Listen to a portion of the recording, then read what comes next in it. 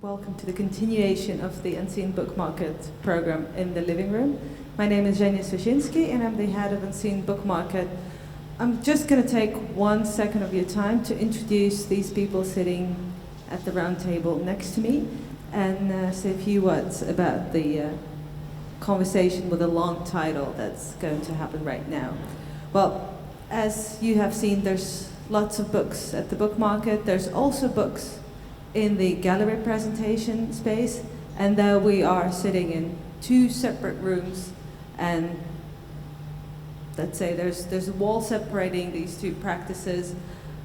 I see more and more this wall being challenged, let's say. There's more and more designers who come and work into exhibition space. There's more and more galleries whose work moves into the publishing field. And there's more and more, and the connecting, maybe the connecting person there's the curator and the publisher, and you see the book has been curated. That's something I saw yesterday. The book has been curated by, or the book has been published by the gallery. So who is doing what kind of work, and how is the space of the book influencing the space of the exhibition, and other way around? These are the questions I was curious about. So I invited, and I'm really happy they accepted the invitation, 3 makers and a moderator to discuss and to talk about this subject. Sawako Fukai of GP Gallery and Artbeat Publishers, Welmer Keesmaat of Tique and Tique Publishing and the Tique Exhibition Space, and Jurgen Maelfeyt of Art Paper Editions and Riot from Ghent will be interviewed, or will be led into discussion by Karin Bareman, who is an independent writer and exhibition producer at Autograph ABP in London. I think Karin has prepared lots of questions, so I'm not going to take any more of her precious time and give the floor to you. Thank you for being here, and take it from. Hello everyone, thank you for joining us this afternoon, especially considering the glorious weather outside. I would very much like to thank Zhenya for inviting me to run this panel, and for my co-panelists to do this talk today. First I'm going to tell something about myself. As Zhenya already introduced, I work as an exhibitions and projects organizer at Autograph ABP in London. Prior to that, I was a research fellow at the CCP in Tucson in Arizona, and I also worked before that at Foam here in Amsterdam. Aside from that, I work as a writer on photography. I contribute to a number of publications quite regularly. I'm going to talk a little bit about Autograph because I think it's relevant for this conversation too. Then I'm going to introduce a bit at length my fellow panelists, and then we're going to get started. So Autograph ABP started in 1988, and it kind of was the result of a wave of black artists coming through the art schools in the UK, and finding that there was very limited opportunities for them to exhibit their work, to publish their work, to create work. So what they did, and what a lot of artists have done in the past, is they banded together and formed a collective. And that collective quickly turned into Autograph ABP, which is now an organization that exhibits, publishes, commissions, and collects works of photography and film, and that deals with issues of race, gender, cultural identity, representation, and human rights. Since 2007, we've got our own exhibition space in Shoreditch in London, and since last year, when I joined the organization, we've been running a full-time program there with exhibitions. And as I said, alongside that, we publish a number of books. And what happens is that these publications are usually the result of a long-term conversation with artists that we've had over the years. So let me see if I can show you the first one. This is actually a project that I kind of started with, Sid Shelton, Rock Against Racism.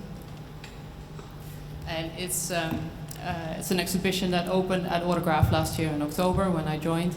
And it's a book that showcases his photographs of the Rock Against Racism movement in late 1970s and early 1980s, especially in London, but also in the rest of the UK. It so happened that the book actually coincided with the exhibition, so in that case it was good timing. That isn't always the case. I'm going to move on to the next one, James Barner. He's a photographer that Autograph has been working with for years and years and years, and he's a classic example of an archive found in boxes underneath the bed and never been really shown outside of that. So for years and years and years, my colleague Renee Musai, the curator at Autograph, she worked with him to unearth that, and a couple of years ago that resulted in an exhibition, and last summer this publication came out. Just going to briefly touch on a few more books that we published last year. And I think I'm going to leave it at that. So as I said, what I would like to do is I would like to give the speakers the time to to talk about their work, their practices, their organizations that they either founded themselves or have started working for, and how that works. After that, I would like to discuss the various issues that deal with the idea of like the publisher as a curator. And I would very much like that to be a discussion, not just me asking questions to my fellow panelists, but also, if they have questions to each other, that they definitely ask those questions. And after that, we're going to open it up to the floor, and I would very much like the floor to be very active and don't be, don't be afraid to ask any questions. So first off is Sawako Fukai. She works for GP Gallery in Tokyo, and she's also associated with Artbeat publishers. After her, we're going to talk with Welmer Keesmaat, who's working for Tique, and he's also running a creative agency called Context is Everything. And then finally, we're going to go over to Jurgen Maelfeyt, and he's responsible for art paper editions, Riot Gallery, and he also runs his own studio, graphic design studio. So let's start with Sawako. Thank you. Hello everyone, my name is Sawako Fukai. I'm originally from Tokyo, but now I'm based here in Amsterdam. I'm going to give you a quick explanation about our activity, and I'm the director of GP Gallery and also Artbeat Publishers actually, and they are both based in Tokyo, so I work for them in remote. And actually it's exactly the same team. We are a very small team. We are only 3 people working together. And actually we started as a publisher called Artbeat Publishers in 2002. And I joined them in 2008. That's when we started the GP Gallery. So that's the moment when we started working as a space and publisher together. And our mission is very simple, which is to promote young Japanese artists' work towards outside Japan through the exhibition and also through publication. And geographically and logistically, the book works really well to circulate and promote young Japanese artists. So we almost only publish young Japanese artists' books. And some of the artists became very well known here. For example, in the book market, some of them have their own stand, and we have been introducing artists including, for example, Daisuke Yokota. I think he's one of the very well-known names here in Holland. That he was selected, for some of the awards by From Museum. And so this is our new publication we just published this week at the Unseen. And for example, in this book we have, this is like a documentation of his artistic practice. And so this is not the goal of his project, but it works like a documentation. But we publish this kind of documentation book as well, and also like a book, for example, this one called Rainbow Variations that we published last year. It's by the artist called Taisuke Koyama. Thank you. Those are some of our other books, and this is called Rainbow Variations. And this book works as book as an object, I would say. So this book itself is like artistic experiments by the artists. And in this book, we worked with Swiss designers, and I will not go into too much detail because I only have 5 minutes. But this artist makes a rainbow series. Oh, maybe I should. Sorry. Yeah, this artist have been working on this rainbow series for the last 10 years. And in this book, we collaborate with a Swiss designer, and they have edited this whole series in the last 10 years into this beautiful series of the rainbow works. And those are other publications that we also have the work at the booth in the fair as well. But she was also not known when we published this book, when it was in 2012, but now she's, I think she's known enough among European market. So this is the major activity that we do. We promote the artist's works through the books, and we also have our, we also have our works at the booth in the fair and seen. Yeah. Okay, thank you, Sawako. Then we're going to go to Welmer. Hi, I am Welmer Keesmaat. I'm trained as a graphic designer and photographer, and I've started a magazine called Ivy magazine in 2007. It was a thematic magazine mostly about photography.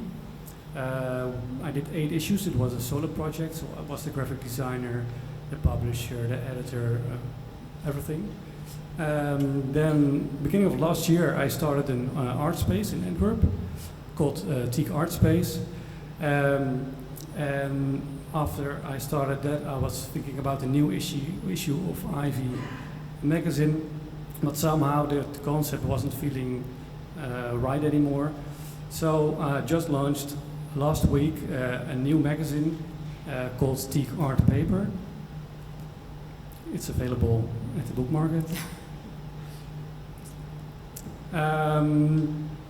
In the art space, we mainly focus on photography, but in the most broad sense of photography. For example, here is an exhibition by Karin Bareman. This also, and I think this also shows my graphic design background. We also have a bookshop within the art space. We sell a lot of small publishers and artist editions. Before Tique, I also published 6 books under Contentement publishing company, and we now started to use Tique for all the activities. And we just launched here on the scene the publication Otani Nieuwenhuizen by Japanese photographer Shinji Otani and Dutch photographer Johan Nieuwenhuizen. So that's it really. Okay, thank you, Welmer. And it's over to you, Jurgen.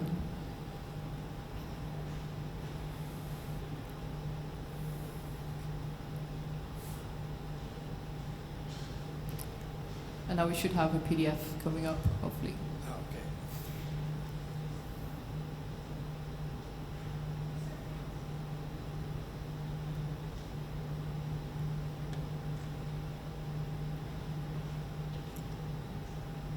There we go.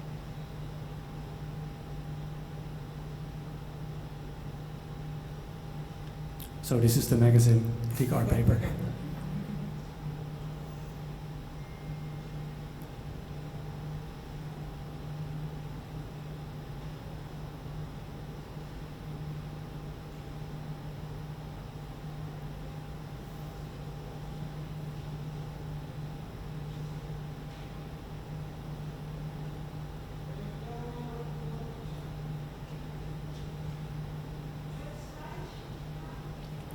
There should be a PDF called Unseen that was provided by Jurgen.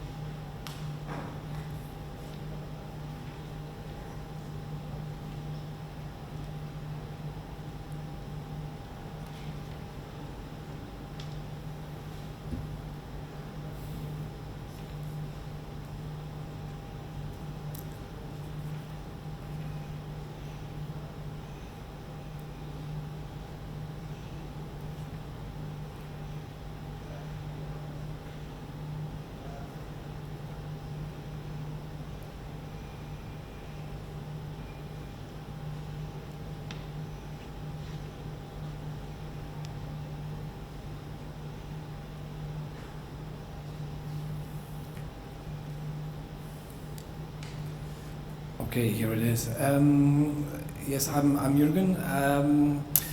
I founded Art Paper Editions in 2010. I have been working as a graphic designer since, for almost 20 years, I think now. Art Paper Editions came out from the graphic design studio. We were making books for other publishers, and since end of 2014 we have Riot. That's a bookshop and a gallery space in Ghent, Belgium. Art Paper Editions you might know of. Just to show you what kind of books we make, we did this book in 2014 with Paul Koijker. You might know him, he's from Amsterdam, and also Mariken Wessels, she's also from Amsterdam. We published this publication taking off in 2015. This is a view from outside the space. So we have inside, we have a bookshop and a gallery. This is a view, what kind of exhibitions we have. It's like most of the time, I think half of the time it's photography, but it's not, it's just like in Art Paper Editions, it's also, we are not a photo book publisher, but most of the books we publish are photo books.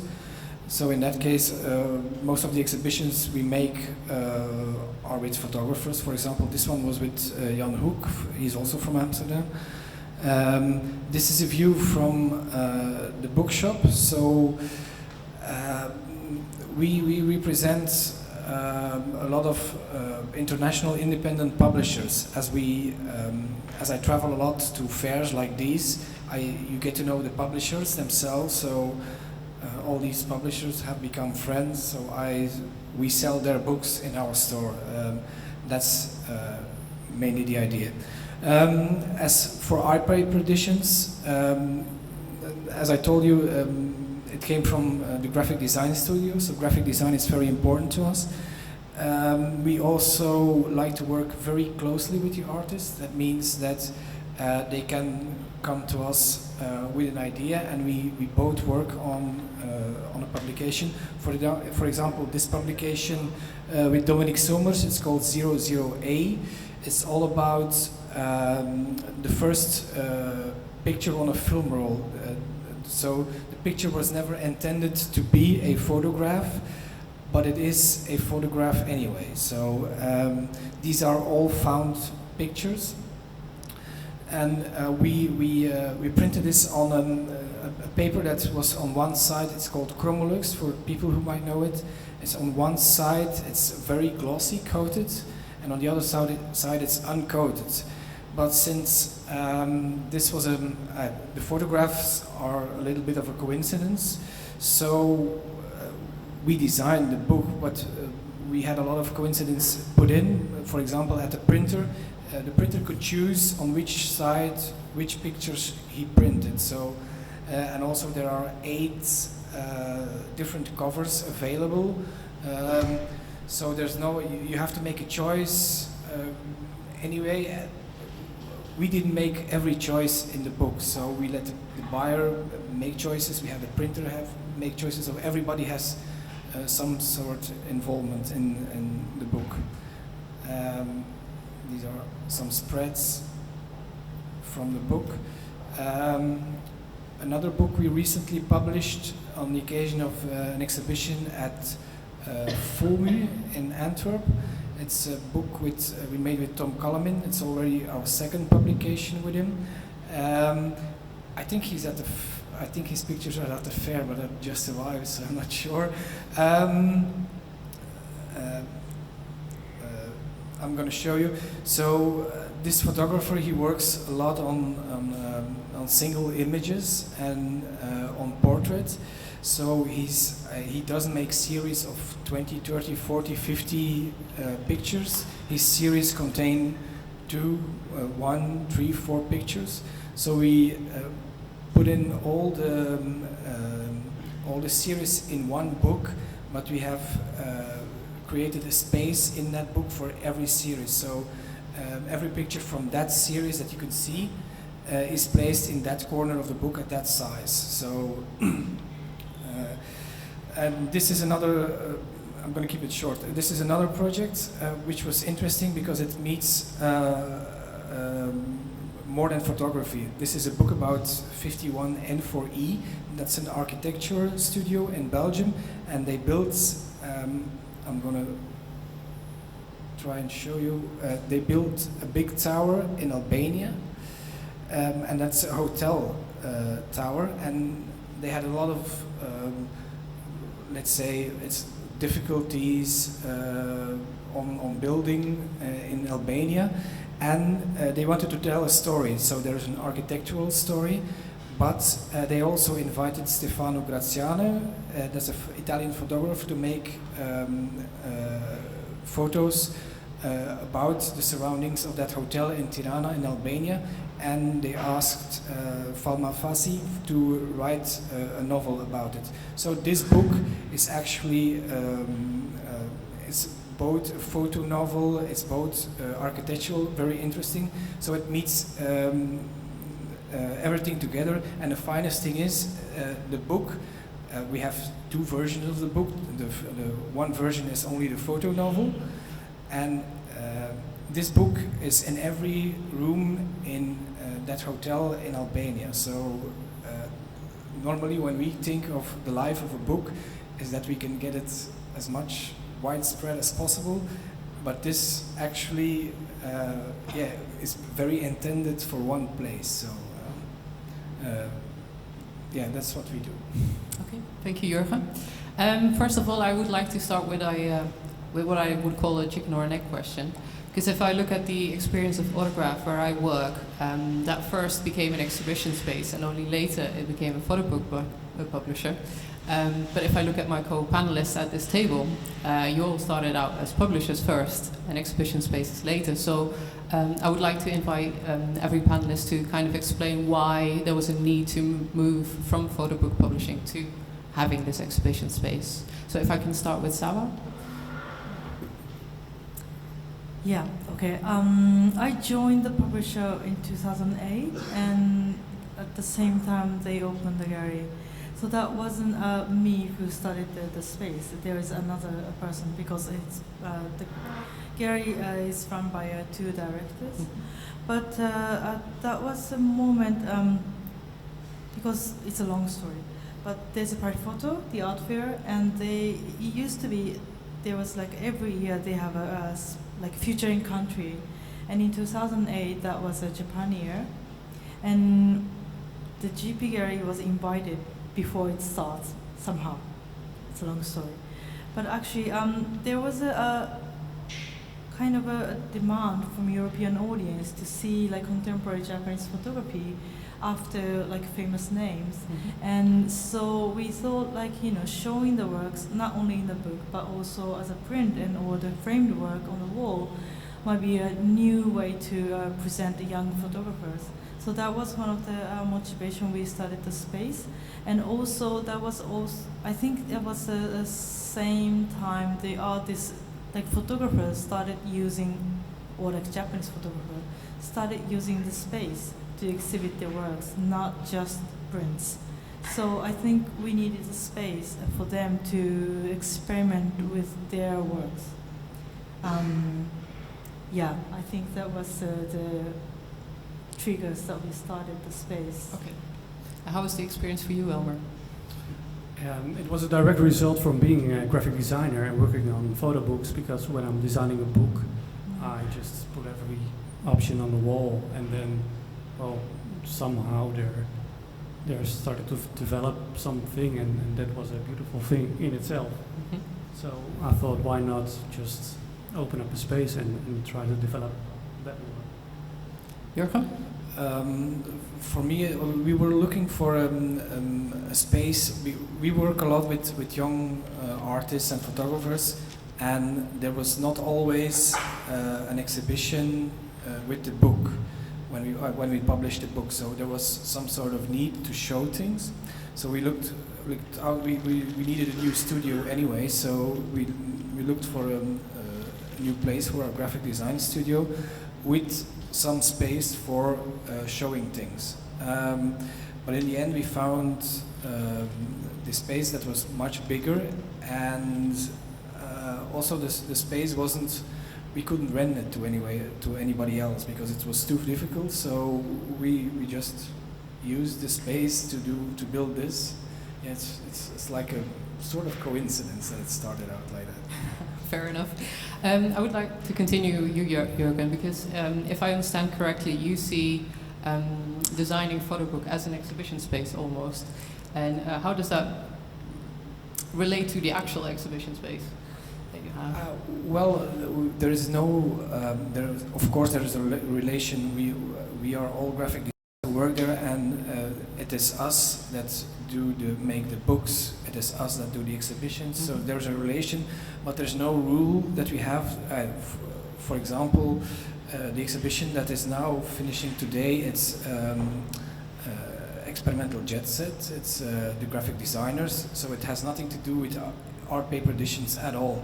But we had Paul Koiker, we had Jan Hoek, so sometimes it's just, we like to work with these people, so we sort of build a relationship.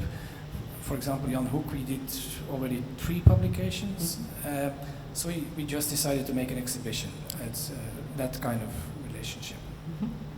And for you, Jurgen, as well as for you, Sawa, looking at the work that you've put out, both in the form of exhibitions and publications, it's quite clear that you build up this relationship with photographers over a long period of time.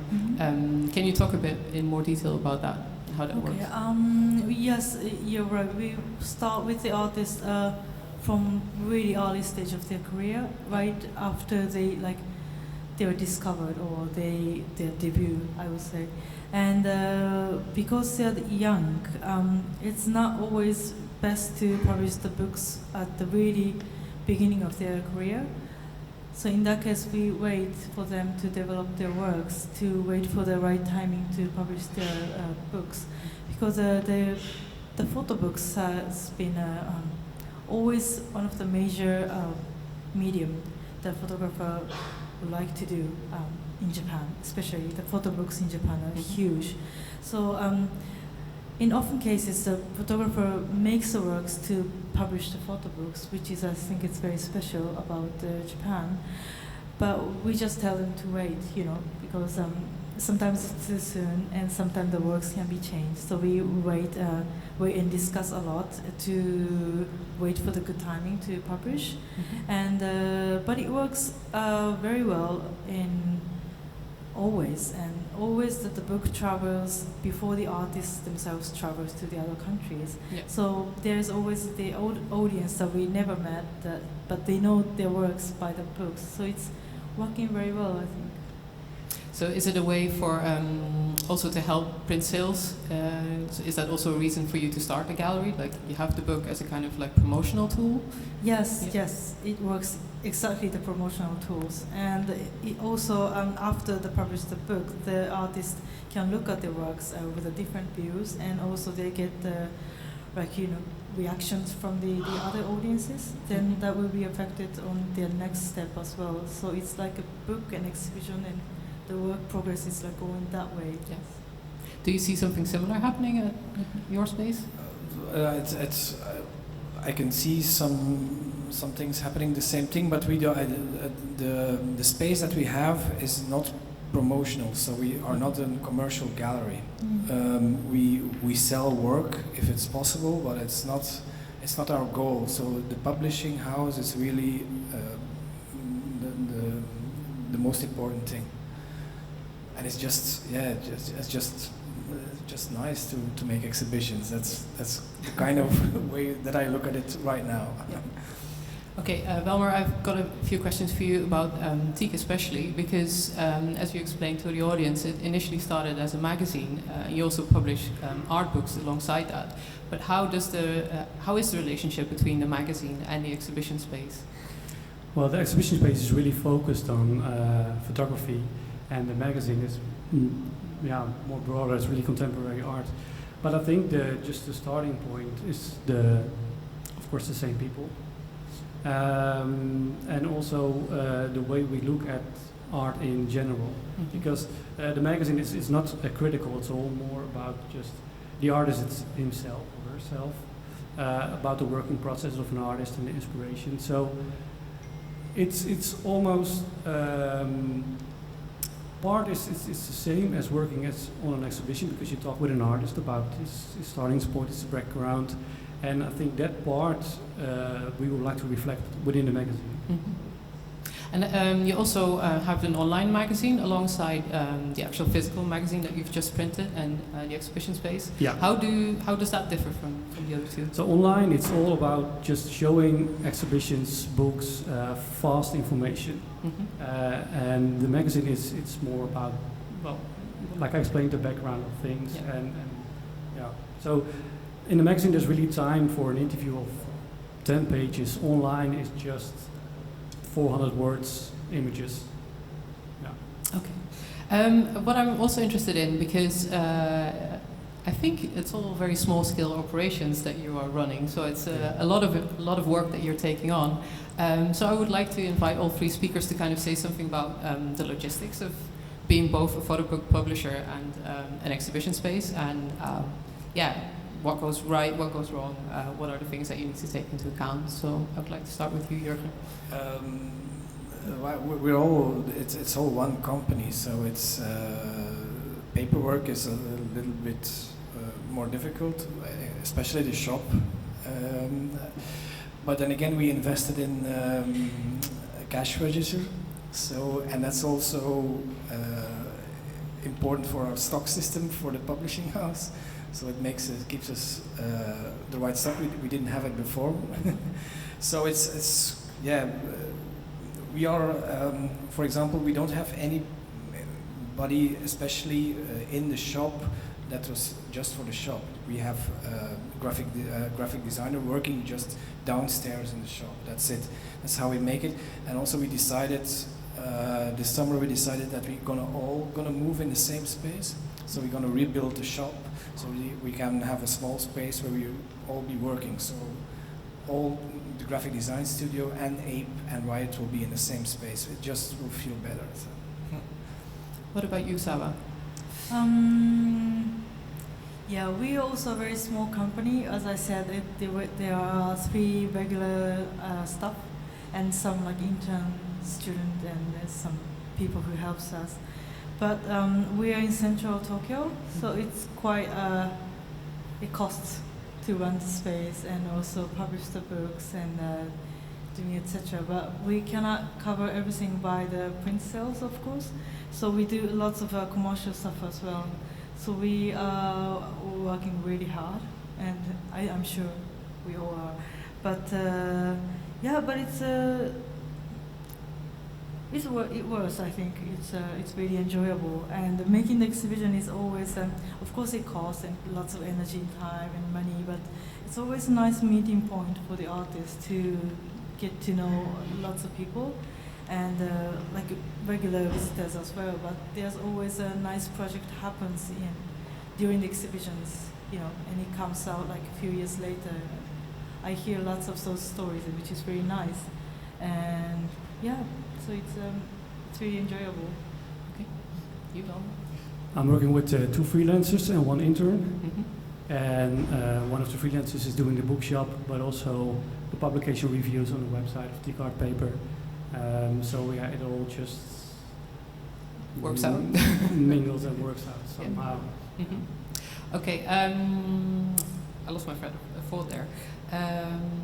I wanted to talk about identity, because you, Welmer, you have Tique, and it's just the one name, the one brand that you're promoting, both in terms of the magazine as well as the exhibition space. Whereas in your case, Sawa, in your case, Jurgen, there are 2 names for essentially the same organization, if I'm correct. How does that work? What are the drawbacks and the advantages of that approach? You mean having the other name with the gallery and publishers? Yeah, the one is called GP and the other one RP Publishers. How can you convey the message to the audience that you're actually the same thing and putting out the same work? We didn't name the gallery Artbeat Gallery, for example, because we had a name Artbeat Publishers already. And because there was a team who tries to open the GP gallery, and they named the gallery GP. So that was a different team actually, but later on they're combined. So it's just, there's not much intention in using two names. It's just the same team with the different names. But it's also actually nice that people always think that it's a bigger team, but it's actually the same member. Yeah, actually there's more than two. It's three names because the graphic design studio has my name. Sometimes it's difficult, but we need the two names between art paper editions and Riot because there are two different things. Because sometimes it's confusing just promoting things. If you want to promote an exhibition with Riot, it would be strange to have it called an art paper edition exhibition because there is different content. But we are thinking about renaming the graphic design studio because three is maybe a little bit too much. What's the name going to be? I don't know yet. Fair enough. And for you, Welmer, also about identity, because you explained that you started a magazine prior to Tique, Ivy magazine. Why did you choose to change that name and that brand to Tique? Because the concept was changing, and it's also just really hard to keep two brands up with 1.5 person, because you have to do, well, all the communications is just a lot of work to do, and for me, just it fitted really well together. So next to that, I also have a creative agency with another name, Context is Everything. So that's separate. And that's something I'm personally wondering about, because at Autograph we're very good at publishing really beautiful books, but then we're not very good at organizing the distribution. So I'm really amazed by how you guys all put all this together and make it work. Can you tell me something about that? Is there ever a time that it goes wrong, that an exhibition doesn't work out, or that a book doesn't work out, or that the distribution is a bit of a struggle? Maybe Sarah, if you can respond to that? Yes, and for Japanese publishers, distribution has always been a problem because there's always a shipping thing. And but I think in recent 5 to 8 years that the book fairs are becoming really popular. So it became really normal for the Japanese publisher to have a table at the book fair in Europe or US or wherever, which is very nice, and it works sometimes better than using the distributor and just the books appears in the bookshop. But it's better to, meet people and they know our faces, and there will be a live conversation, and which happens a few times a year, like every year, and which is very, very nice. So I think we try to balance using regular distributor, really distributor, and also doing the book fair as independent publishers, which is a nice combination, I think. And for you? Well, magazine distribution is totally different than publication, because magazines it's a lot more easier, especially with the distributor I work with, because I just get an order up front and it goes directly from the printer to them, and I mostly never see anything back. So for our publications, we really focused on our own web shop, and that's really working out well now. We also sell other titles by other publishers in the store, but mostly online. So that's really a way for us to get out. We work with Books here from Amsterdam, and they do the international distribution, so that works very well. They're doing a great job on that. Besides that, the fairs are very important. That's where you meet not only your audience, but also where you meet bookstores, for example. So we do all the big fairs every year, and some smaller fairs too every year, but these are important to build an audience. But also distribution is very important. It's been 2 years with Books, and you can see that we are growing. And at first we did it on our own, and it was a lot of paperwork. And now it's just easier, and it's also becoming bigger, I think. Okay. And I would like to talk a bit about international collaboration. You've already touched about it by going to art fairs and explaining that. For example, you, Jurgen, you worked on a publication by Paul Koiker, And if I'm not mistaken, you've also exhibited that at Riot Gallery. But I think you've exhibited the same show at GP Gallery, no? Yes, Male Nude actually, Cigar. yes. So have you worked with each other to make that happen? Actually, we haven't worked each other yet. Okay. This is going to be the first time. But even though I told that our mission is to publish Japanese young photographers, but Paul is an exception because we've been such fan for his work for a long time, and we've been knowing each other for 8 years now, and we've been always talking about if he does a shooting in Japan, that would be amazing, using Japanese models. So we did that with support by a Mondrian Fund last year. So we invited him to Tokyo and arranged all the shooting models, etc. And we made a work. And we decided to publish a work in a book, but we were also a fan of his last book he made with Jurgen. So when he suggested if it's possible to work with like together, that would be a nice opportunity for us to work together with APE. So we said yes, of course. And yes, I think it's going to be a really interesting collaboration. And I think we will try printing in here in Europe, and that's going to be the first challenge for us. Yeah. And we're curious to see how it happens. And if I'm not mistaken, you also have international collaborations in your exhibition space, correct? How does that go? And also Tique is part Dutch and part Belgian, so that Tique is in itself an international, even how small it is. But sure. Why limit to something regional? You already have a Japanese photographer. And a Japanese photographer, and also this project is now going to Tokyo, and after that to Dejima. So you're all on a route to conquer the world, by the sounds of it. I think that's a good moment to open it up to the floor. So if there are people that have questions for one of the panel members, there should be a roving mic going around the room. Yeah, there we go.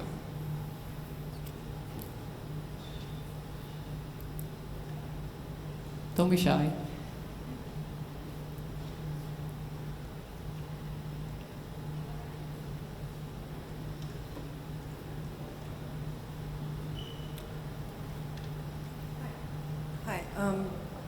Seemed like one of you, maybe you, Jurgen, has a studio, or the gallery space almost acts as a studio space, or for the artists that you engage, or am I mistaken?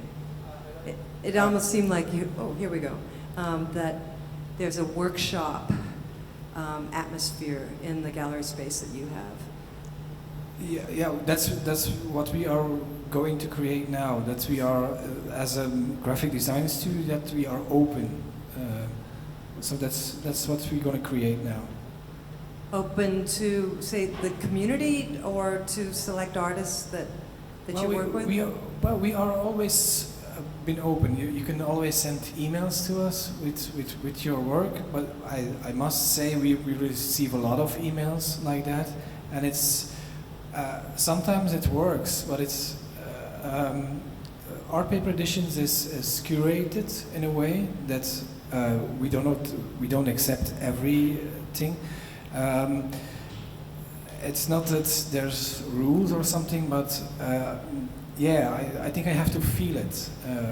What you mean? If a photographer comes to us and he wants his photographs published in a book, I really have to feel that it can work. And that's the one rule, but we're open to everybody. So I think even we have published, I think 5 or 6 books now with Hanna Miletic, and she's Croatian, but she lives in Brussels. And that actually was the first artist that I accepted that just emailed me, Jurgen, do you want to publish this? So it can grow like that. But on the other hand, it's like almost every day that there is an application. So we refuse a lot too. But it's not that it's not good work sometimes. It's just that feel that I have to have, that I can do something with it. That I can add an extra value to the work, and that can be made in a book. That's how it works with us. Perhaps it's interesting to hear from the other panelists as well. Is that a similar thing that you experience? Yeah. Yeah. Yes, very. The gut feeling. Any more questions from the audience? I have a question. Maybe I'm adding another layer to already complicated relationship between publishing and exhibition space, but of course you can see it also happening here at Unseen, but also in museums and galleries. There's a lot of curated events or events that are like live happenings that involve artists, photography. Is this something that you are also looking into, you are open to introducing to your practice, or are you saying we're only working with two spaces, the printed and the physical space, and the live events is really outside our realm of interest? Now we have a monthly evening around Photobooks, and we're also thinking now of opening up the space next year 3 or 4 times to an artist. People can just look outside the window at the process happening, and there will be an exhibition just for a week afterwards. So there will be a process of 2-3 weeks, really working process that is visible for people who pass by and then do an exhibition.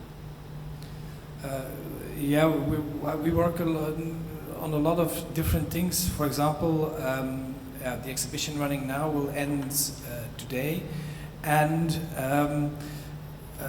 maybe you have seen it, but in our book space we have our table is designed by an artist, and his name is Pieter Jan Hinkels. And what we will do, we will have to move the tables, so they have to get out. And so what we will do, we also just released a record with him. What we will do is clear the whole bookshop. We will take out all the books, and from Thursday, Friday and Saturday we will play the record in loop for 3 days long. So that's like this sort of events that we do. But then another thing that we just did is Hanna Militic, which I mentioned before. We worked out. She made an exhibition at Beurschouwburg in Brussels, and what we did as an extension to the exhibition, we hacked the website of Beurschouwburg. So part of the exhibition is online. So that's part of the design studio, but as you see, it gets all involved. So these things that we do, it's all about, it's live on the internet. All these different things can merge together. It's not that we have this thing that is called paper or white cube. That's no room. But also the thing with doing things like that, it's really intensive to do, because we did before the summer an exhibition series of 6 weeks with 10 different exhibitions and performances, and it was really nice to see because the space was changing constantly. But it's so intense to do stuff like that because we're really with 3 people. So. Yeah, we curate the show as well, but it doesn't coincide the publication. But in terms of the space, I think we are a publisher, but our gallery space looks more like commercial gallery, so it's more it's less workshop-like.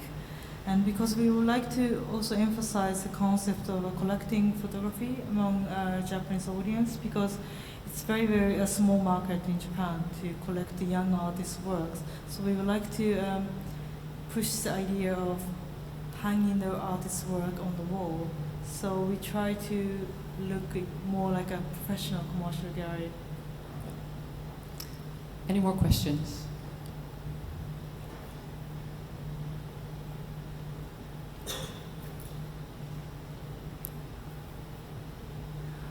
Thank you for a very interesting talk. And the question is, well, I'm just reading the title, the publisher as a curator, and I'm very curious about your roles as specifically curators versus organizers, because as far as I understand, in many cases you can work with artists like Jan Hoek, who is very much in control of the presentation and basically creates the installation or works with space, on his own or on her own. Japanese artists also are quite conscious about the space. So what exactly is the curatorial part of your work, and how do you define yourself as curators, if you do, maybe versus organizers or project managers? Do you have this kind of border defined?